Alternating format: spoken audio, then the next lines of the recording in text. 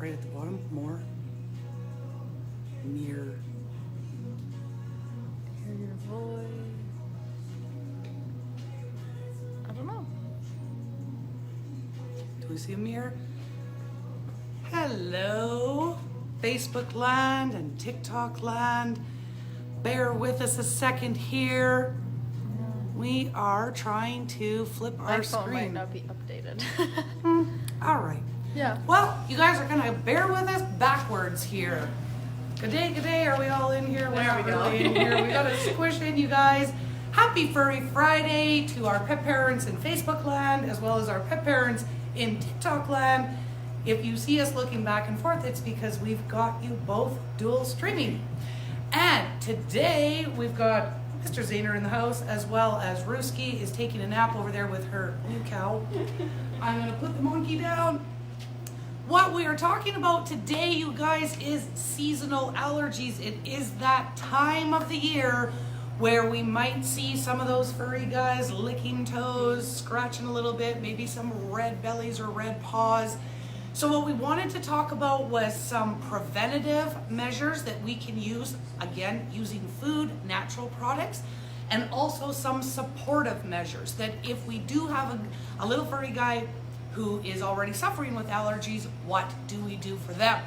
So, who's starting? Did we decide this? We didn't decide. We did no planning, you guys. It's been crazy all day, and we thought we've got to get the live done. So, somebody. Preventative. All right. Yeah. Olivia's going to grab preventative. Oh my goodness. Well, I guess we could do. Yeah, start I'm with gonna grab this. some. I'll start with So- this. So, what we have here are your turkey tail mushrooms, or just any mushrooms in general. These are a really, really great additive, not just during allergy season, but as like an everyday additive to the bowl to help prevent those allergies, boost up that immune system. And the super shrooms actually helps rebuild the white blood cells. So it's a really, really great preventative way.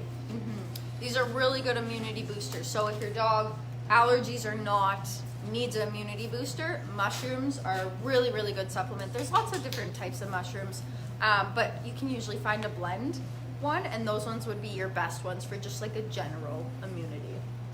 Mushrooms, you guys, even fresh mushrooms. We don't know what happened there. Even fresh mushrooms, you guys, right out of your own kitchen. Mushrooms can be a little bit controversial sometimes because in the same species, mushrooms can be lethal and mushrooms can be medicinal, which is why there's a little bit of controversy around mushrooms. But any mushrooms that we can eat, any mushrooms that we... No. Any mushrooms that we can buy in a grocery store that we can eat, we can add to their bowls and it will help boost their immunity. In fact, statistics say that if we even add a quarter to a half cup of mushrooms to our diets every day, we can reduce our cancer, our chance of getting cancer by up to 30%.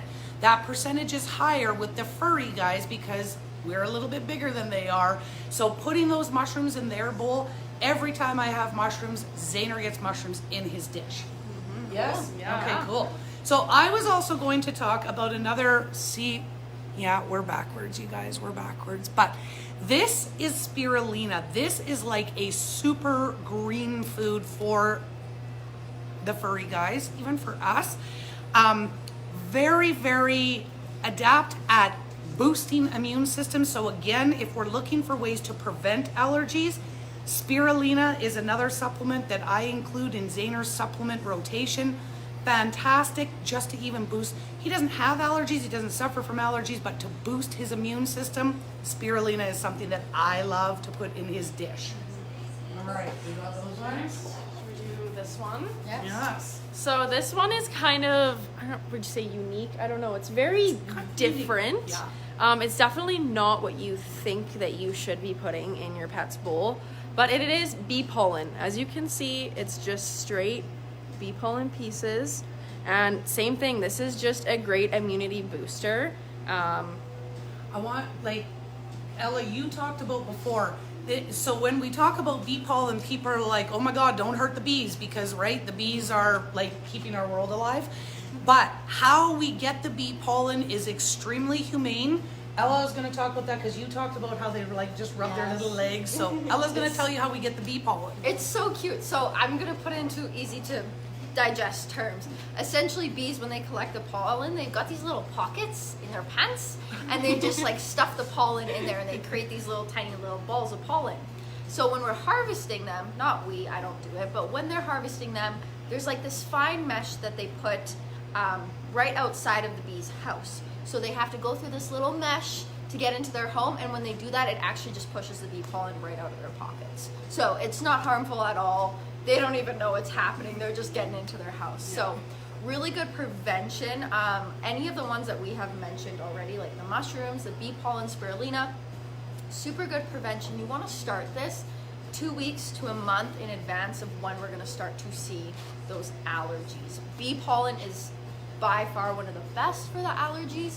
It essentially is introducing a little bit of what they're allergic to in small doses, so that when that time comes that those allergens are out in the air, in the atmosphere, they're used to it, their body knows what to do with it, and they won't have such a negative response.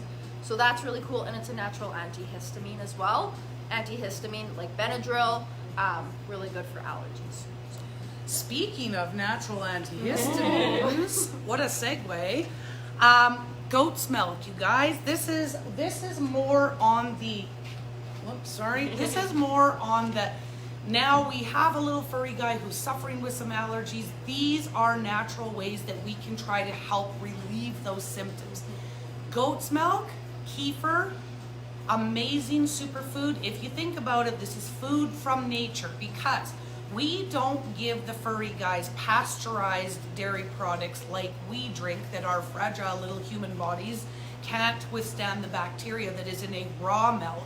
But our animals get raw milk, so raw goat's milk or raw kefir, which is a fermented goat's milk. Goat's milk is a natural probiotic, it is a natural antihistamine, it is a natural tummy tamer. Goat's milk can be used when we're doing a transition to a new food to help prevent those upset tummies. Goat's milk can help with asthma, it can help with GERD, it can help with diabetes. The list goes on, you guys.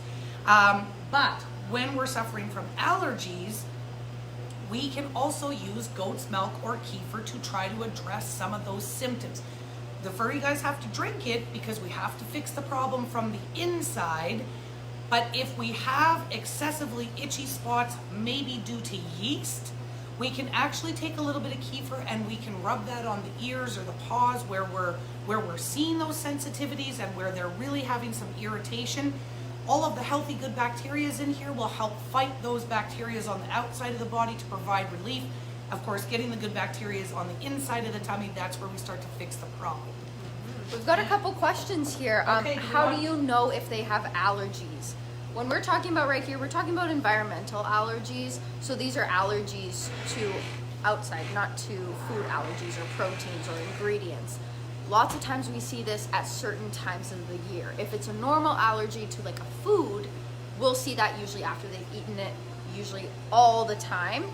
Sensitivities and allergies to outdoors will just kind of happen around like your spring, fall, changes of season is usually when we see those allergies. We see usually like red, itchy paws, rashes on the tummies, maybe we've got sneezy, runny noses, runny eyes, all symptoms of allergies, environmental allergies in dogs. My dog has bad allergies. I'm assuming, what can I do to help him? First, start off with the prevention, like do the preventatives that we're talking about. We also have some that help support as well. But do make sure it's an actual environmental allergy, because if it's a food allergy, likely these things aren't going to help. But be worth a shot. Good Ella segue. wants to talk about her most favorite one. This is one of my favorite products. It's a bovine colostrum. This one is so good if we've got any little furry guys that are suffering from allergies. If you don't know, colostrum is like that first milk when an animal is born. It's got so many antibodies, so many immunity boosters in it. If those animals don't get that colostrum when they're first born, it does not set them up for success. So this is like nature's antioxidant. It is a wonderful product. It is humanely sourced as well. The calf gets the proper colostrum first, then this is sourced for products. This is really good if we've got a furry guy suffering with allergies. It just helps to boost that immunity, give them the things they need to fight it off. If you were late in the game and you're like, I didn't have time to get these preventions on right away, start this guy right away. Still do the preventions to reduce the symptoms that you're seeing, but definitely do this one if you forgot to or didn't know about the preventions. So really good for those guys with really, really bad allergies. Yeah. I love it. And then we've got a bunch of comments coming in. So, if I rub the Kefir on their feet, it would end up inside. Yeah, because they love it. Because they love it. We're looking at some Facebook comments, and if you guys have any questions about allergies or just really nutrition in general, feel free to ask. Is that a duck taller? I see, but yes, it is. Yes, it is. That's Max. That is. We have, you probably see on some of our TikToks, we've got a bunch of different pictures of our furry supermodels.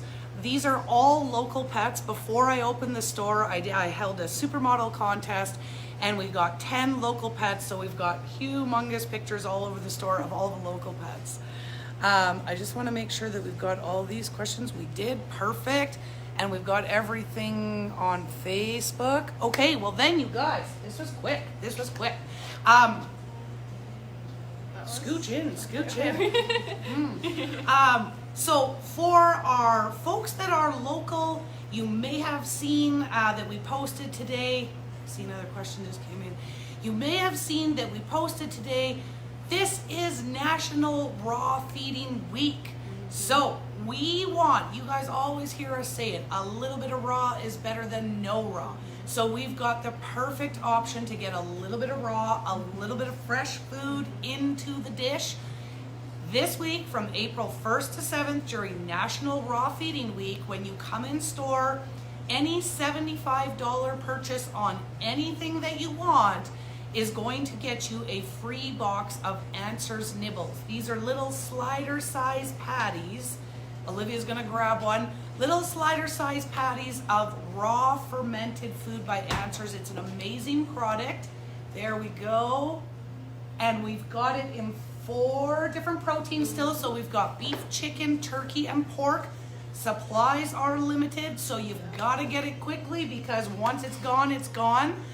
And the unfortunate reason is we can no longer get Answers shipped into Canada.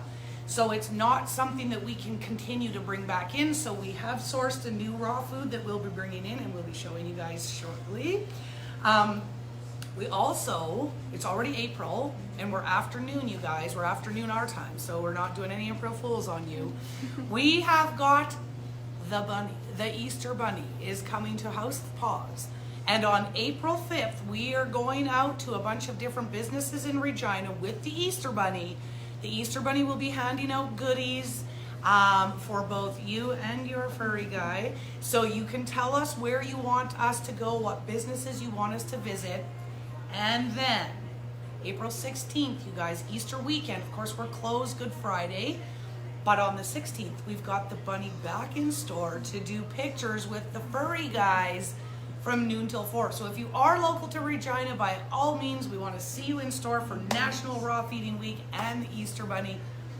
Did we get some more questions? We got some more questions. We got some more questions. Let's do this. This one is not related to environmental allergies, but it's a good question. What's a good protein for dogs who have allergies, and what protein to avoid? Proteins to avoid is what they're allergic to. Every dog has different allergies. So I think figuring that out first would be a really good idea. How can we do that? Elimination diet. So we're not going to give them 5 different proteins every single day because then we don't know what's flaring them up. So best to start with something like a lamb or a venison, a little bit more of an exotic protein that we usually don't see allergies to, get them to a good point, and then we can reintroduce proteins to narrow it down. And I think too a couple things around allergies. So there are allergies, there are, when we're talking proteins, there are allergies, there are intolerances, and there are sensitivities. Typically, if we have a furry guy who has an intolerance or a sensitivity to a specific protein, we're going to see that as a digestive issue. So it's either going to be bad news out the front end or the back end. For example, Zainerman loves rabbit. Poor Easter Bunny. He loves rabbit, but as soon as he eats rabbit, within minutes, it comes out. And so he's got a little bit of an intolerance or a sensitivity to rabbit. It doesn't matter if it's treat or it's food. I have tried a couple times. Rabbit does not stay in his system. When we see an allergy, that is more, then we're going to see more immune system issues. So we're going to see the redness of the paws, the itchiness, maybe we get little hives, or maybe we get those runny eyes. It's going to affect our immune system more so than our digestive system. So allergies on the immune system side, sensitivities and intolerances more on the digestive side. The other thing, everybody always says, I don't want to do chicken, I don't want to do chicken, I don't want to do chicken. One of the most common allergies or sensitivities or intolerances really is chicken. And the reason is because most puppy food is chicken based. We want puppies to eat a puppy formulated food for 18 months. So they're eating nothing but chicken for 18 months. The same thing could happen if they were eating lamb or beef or pork or duck. If we eat all the same protein all the time, we more easily develop those intolerances or sensitivities. I wouldn't say an allergy so much. You wouldn't do that from eating the same meat, but I guess nothing is impossible. That's why we always encourage the rotation of proteins. But exactly like Ella said, if you think there's a protein that kind of triggers some sort of a response, remove that protein from the diet. Entirely. Make sure there's no chicken fat or chicken byproducts in those ingredient labels entirely. In treats as well, right? So we want to read those labels. We do it for us, we got to do it for them. We want to read those labels and make sure that if we're trying to remove a protein from the diet entirely, that it's not in anything. Because if we remove it from the food, but we're handing out chicken treats left, right, and center, and we're going, well, it's obviously not chicken. It still could be chicken, but we've got to make sure chicken's not in the food. Cool. Another question. My family dog had really bad skin allergies for a while. With salmon oil and coconut oil, she has gotten better, but still seems to smell like yeast. What's something that would help with yeast? We love this question. You can get started. I'll grab it. Okay.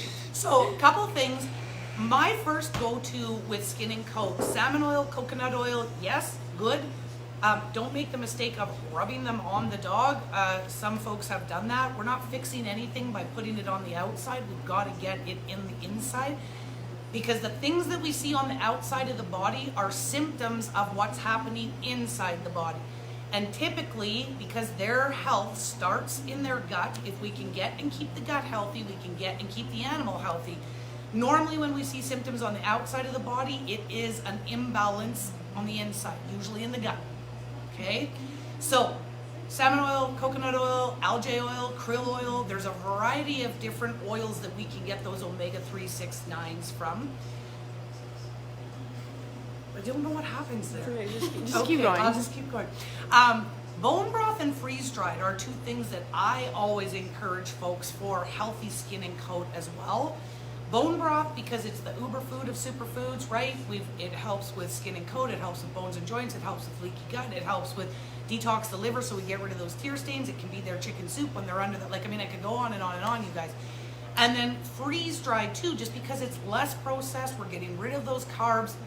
Oftentimes, when furry guys come in store, you can smell when they're eating a very high carb diet because they have that yeasty scent. So oftentimes we want to look at the diet. We want to make sure that we're getting a low carb option with a protein. It's protein rich, it's nutrient dense, the things we always talk about. And then if we know that we have a yeast infection, here's what I will tell you guys. I will share my knowledge that I just learned recently because Zayner had a little bit of a yeast infection in his ear. And I go to a holistic vet, and so when I went, we talked about all of the things. Yeast is essentially graded on a scale from 0 to 4. Anything under a 2 can be treated naturally. Anything over a 2, we probably need to get some conventional meds in there. Kefir, if it's under a 2, Zayner's he wasn't even a 1 on the scale of 0 to 4 for a yeast infection. So Kefir it was, and so he got Kefir every day, and after 10 days I went back for a follow-up appointment, and my vet said that his ears were beautiful and pink and the yeast was all gone. because we had a mild little yeast infection. So again, we've got to do our kefir, right, which is a fermented goat's milk, so it just has that many more billions and billions of healthy bacteria.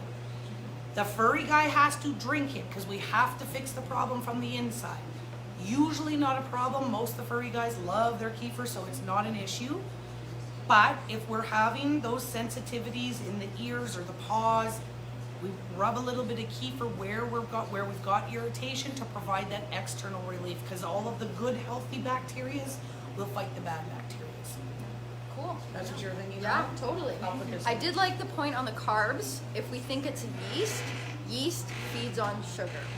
Carbs metabolize into sugar. So when we lower those carbs, we give the yeast less food to eat, less opportunity to multiply. So that's a really good point. It's a multi-step program. Where are y'all located? We're located in Regina, Saskatchewan, in the Greens. In Canada. In Canada. Yeah. Awesome, thank you so much. My 10-month-old collie has developed mitral valve degeneration, tricuspid valve dysplanary. Recommendations. I don't know what that is. I don't know what That is sounds either. very Betty. Yeah, that sounds like something that we want to go talk to a doctor about. Yeah. It kind of sounds heart-ish, right? With the Yeah, valves. that's what I'm thinking. But we're not familiar with it. And of course, you guys, we are not vets. You may have seen my little TikTok yesterday. Here's the whole thing. We talk about this all the time in store. We don't need to be doctors to know how to feed our human family healthily. And we don't have to be vets to understand how to feed our dogs properly either. So we are certified in pet nutrition. We're certified in raw nutrition. We're pet nutrition junkies, constantly researching, learning from some of the best minds in the pet industry when it comes to health and nutrition, holistic health for our animals, in personal relationships with certified board nutritionists. So we have tons of resources, but we are not vets, and we are the first guys. When you come in store, we are the first guys to tell you this is not something that we can help you with. We need you to go to a vet. And that would be if somebody came in and asked me that, I would say, I do not know the things. So we want to talk to a vet. And if the vet can break it down for us, then we could definitely give you some suggestions, but that's not something that we could confidently say that we'd have something for you. Cool. On Facebook, Valerie said, come to Zoom Zoom Groom with the Easter Bunny. Okay. So I don't know if that's on our list yet. It is not, but we will add it to the list. All right, and then we say, okay, oh wow, we got lots of comments. Hi from Newfoundland, love your content. Hello. Oh my goodness. Hello, Canuck. That was very helpful. Thank you so much. I'll make sure to tell my family that was for the yeast question. Kay Joanna is commenting heart issues. Oh yeah, for the collie. That's Yes. where you would want to Yeah. see a vet. Yes. Yeah. You guys are amazing. Learned so much from you guys. Thank you. Barbara is asking, what's the best natural product for getting rid of fleas? So, So there's a couple things, you guys. Getting rid of fleas, I think this means less of a prevention and more of a, we have fleas infestation. and we're trying to get rid of fleas. I think that's what it's meaning, is not the prevention. That's where the product that we don't have right now would come in handy, the dichotomous. Yes. Yeah. Okay. So I would say that if we do have a flea infestation, obviously it comes down to we've got to try to get rid of these little creatures everywhere, washing beds, washing blankets, all of the things, disinfecting. Typically, healthy animals with a strong immune system don't usually get fleas. Now, it can happen. Don't think that it can't happen. They could come in contact with an unhealthy animal, and then fleas are kind of like lice, right? They just Yes. jump from one to the other. Yeah. But normally, if your dog is healthy with a very strong immune system, fleas are not usually something that you have to worry about. What we talk about with regards to kind of looking for natural ways to prevent fleas and ticks, We've got 2 different products. This isn't the correct one We're because we waiting don't on have our it, order. but it's the same brand, so Yeah. at least we can talk about it that Yeah, way. so we have 2 different options for essential oil blends. We're gonna break the internet again because a bunch of people are gonna say essential oils are not healthy for dogs. And in some cases, you are right. When we are buying inexpensive, low quality essential oils, I wouldn't put those anywhere near him. The manufacturers that we work with, not only do they use pet safe organic essential oils, they are by far inexpensive. I also reached out to our local manufacturer because if you Google peppermint oil, peppermint essential oil for dogs, everywhere you Google it will tell you that it is toxic for dogs. And peppermint is used in these different bug repellents for the animals that we have.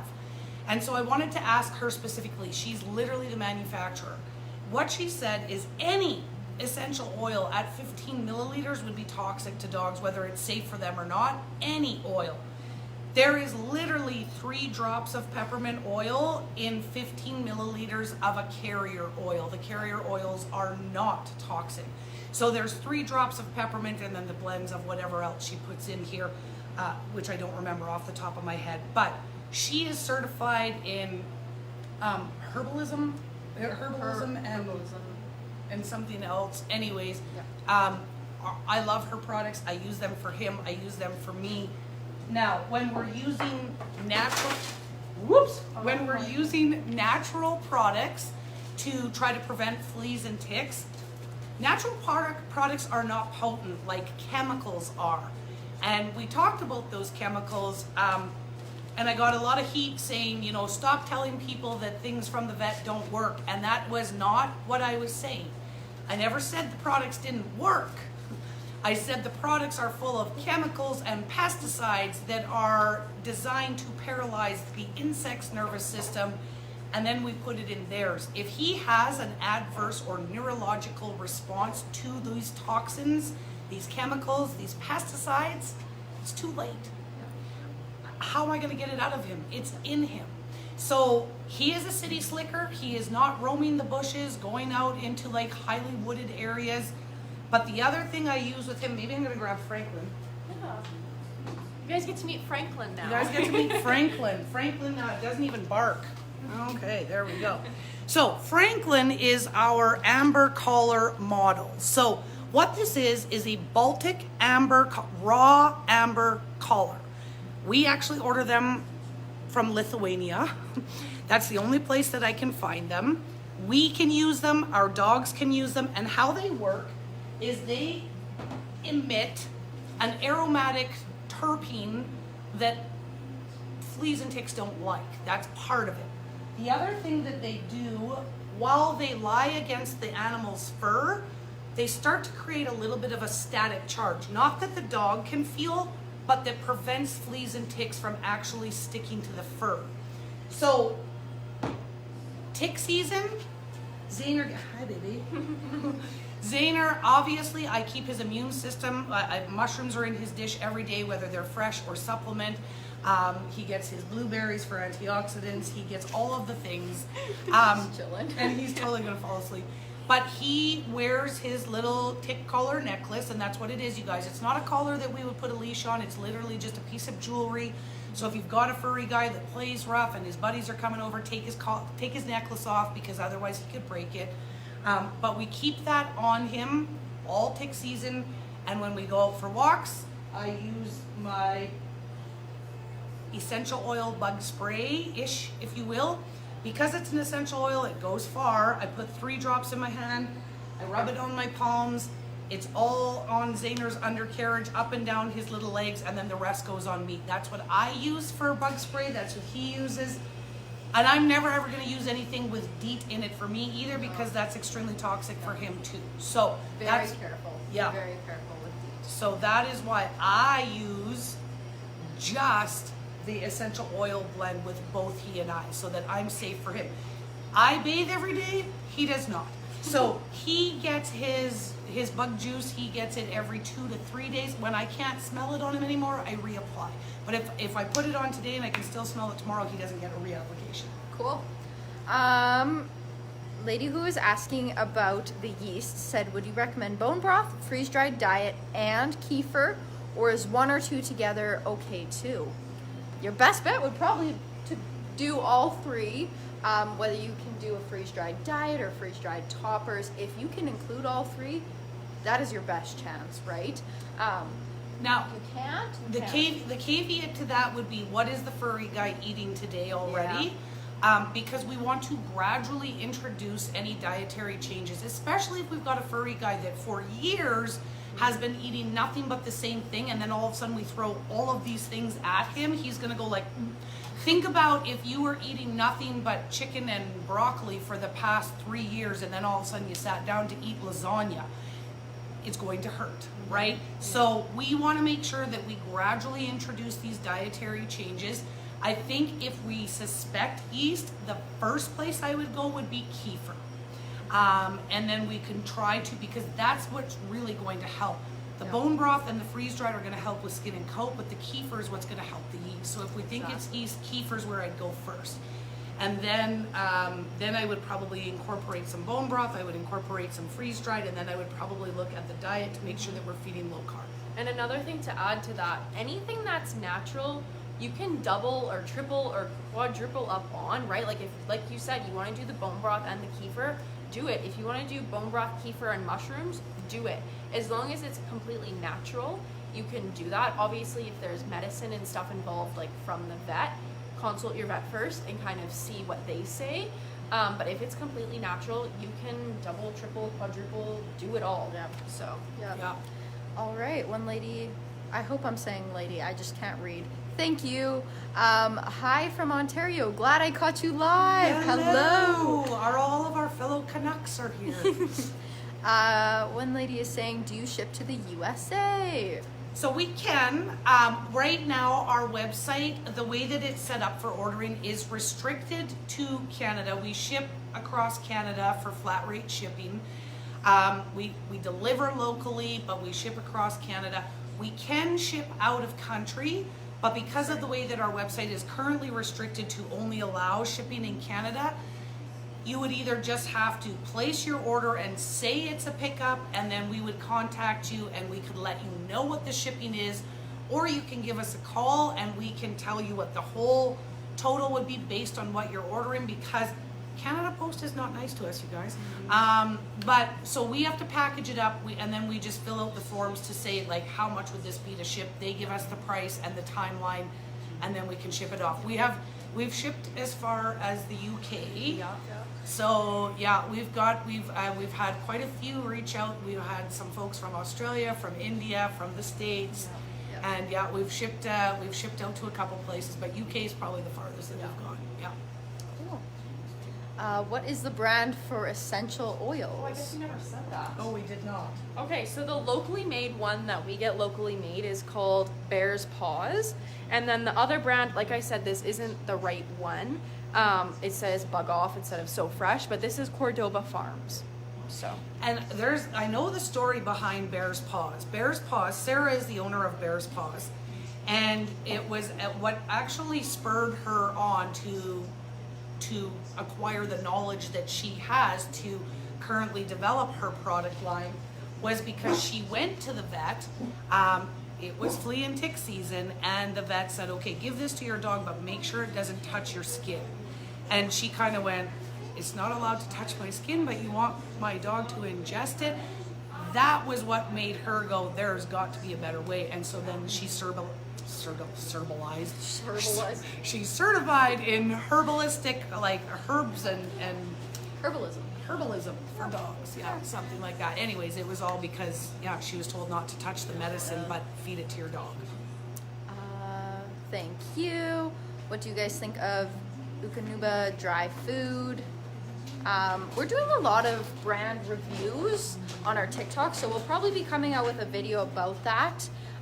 If you're wanting like information now, on our website we have a free resource. Scroll to the bottom of every page, it says what grade is my kibble.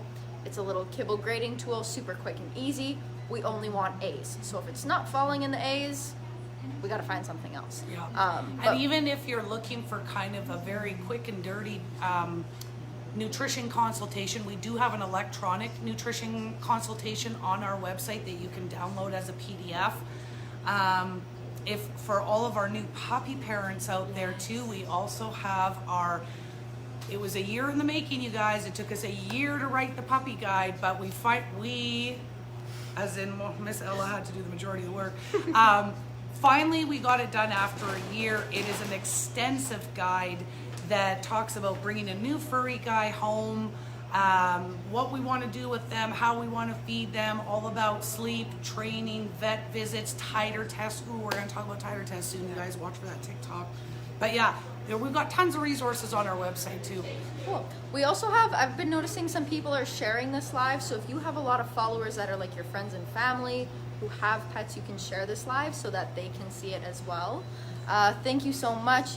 Thank you so much. You've been super helpful. This is a lady who's talking about the yeast with her dog. Yes. How can I save this live? We're figuring that out. We tried to save so TikTok tells us that we can save our lives for up to 90 days and then we can repost or we can put them onto different platforms. And last week when we went live, we did all the things that it said to do to save the live, and it said, oh, we can't save your live. So the other option is our lives, because we're dual streaming on both Facebook and Facebook and TikTok. You can always go to Facebook, to our Facebook page and find our lives. But we also then, after we're done going live, we download our lives and we put them on our YouTube channel. So you can find them in other places And too. our YouTube is just House of Paws Boutique. So it's just our name. Person who is asking about Okanuba says, yes, please. That's what I'm feeding my dog right now. If you're wanting answers now, definitely check that kibble grading tool because it's in the queue. So we have a couple brands to go through before we put that one out, but good to know. What do you recommend for a 3-month-old kitten? Raw, can, or dry? Raw.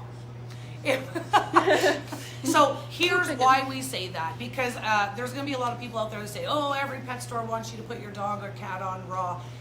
The reason, and this is another TikTok that we have in the making, you guys, we have so much content to create here for you. There are different types of pet foods. There's about 10 kind of overall categories of pet food, and they go from best to worst. And we will show you that in a TikTok because we refer to it as our Bible. It's up on the wall. It's a 10-foot tall board that details the different types of pet food from best to worst. We recommend feeding a biologically appropriate diet. So we recommend feeding your pet bad. A biologically appropriate diet is getting as close as we can to Mother Nature's intended diet for them.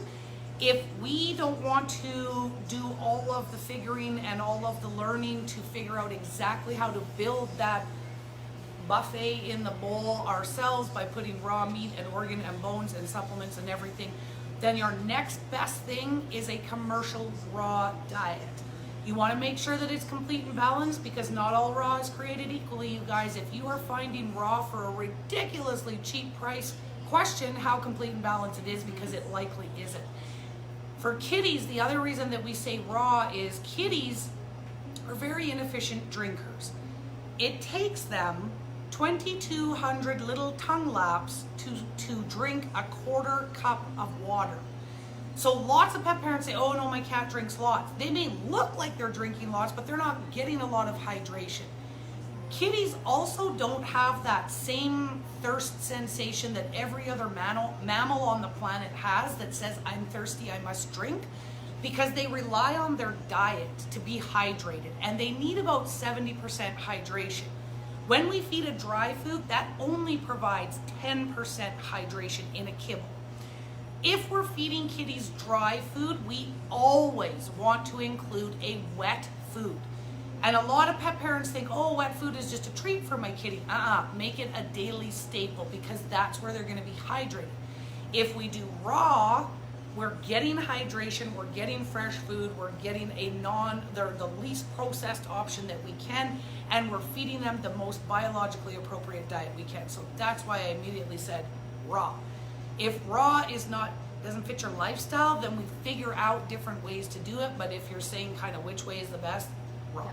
Kitties are also obligate carnivores, so To jump need over, meat. sorry, not to cut you off. To jump over to the Facebook comments really quick, Jason said that he got the puppy guide and it was really, really good. So Awesome. there's that. Catherine was asking how long the Bear's Paws essential oil will last. Oh. Like over a year? Oh Like yeah. that. Catherine, if I showed you my bottle that I have literally been using for 2.5 years, you wouldn't even think that I've used any of it. It lasts so long, and I'm using it for both him and I. So one bottle of Bear's Paws will last probably, like, it's gonna last you 3, 5, Yeah. 6 seasons. It goes for miles. Yeah. Valerie on Facebook also said raw is the very best. There you I go. agree. Lady who is asking about yeast. Sorry, one more question about the yeast. Is there kefir for dogs? Does it matter what kind you get? Can you get like a human kefir? Can you just get dog kefir? Kefir, whenever we're feeding dairy products to the furry guys, we want to make sure that they are raw. So if you went to your local grocery store for you and you found kefir in your grocery store, that is going to be pasteurized kefir, because our delicate little human bodies cannot withstand the bacteria that is associated with raw dairy products. They can. So we want to feed our animals a raw kefir or goat's milk, and we would drink the pasteurized kefir or goat's milk. Yeah. So you'll find it at a pet store. Yeah.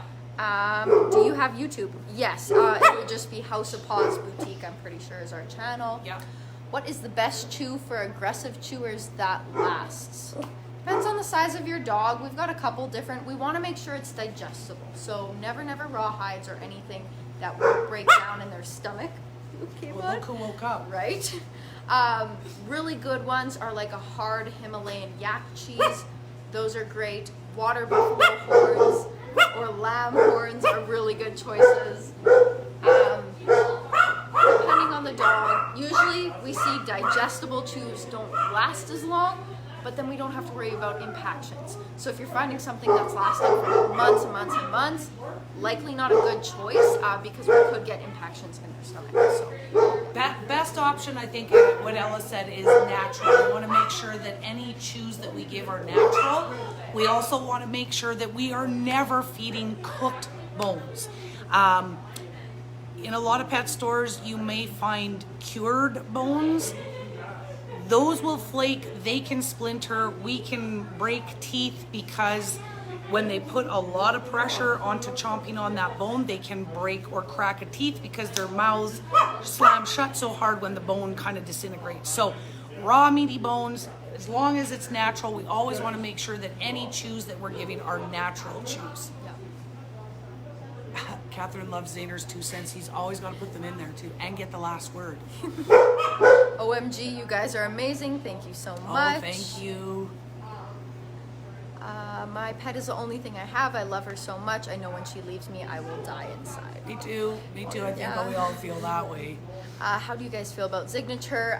Don't know if you were on the live when we talked about this. We're doing lots of brand reviews as individual TikToks, so that's in the queue. If you're wanting information on it right now, go to our website. At the bottom of every page is a free resource. What grade is my kibble?